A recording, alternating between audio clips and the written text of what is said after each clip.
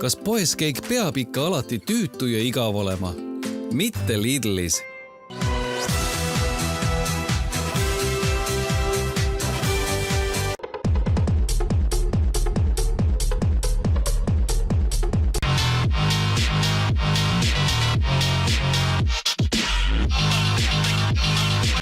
Lidl tuli ja tõestas, et nagu ka Lidlis ostlemine ei pea ühe kaupluseketi sotsiaalmeedia olema rutiinne ja igav.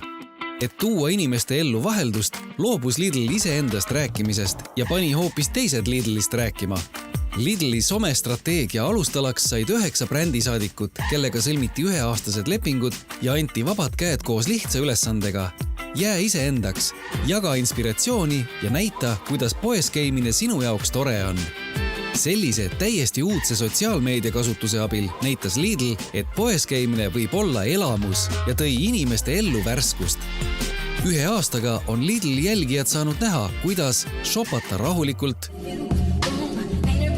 või tempokalt, 5, 6, 7, 8. Kuidas õues pikniku pidada või kodus chillida, kuidas käia Lidlis Eestis või välismaal, kuidas kokata omaette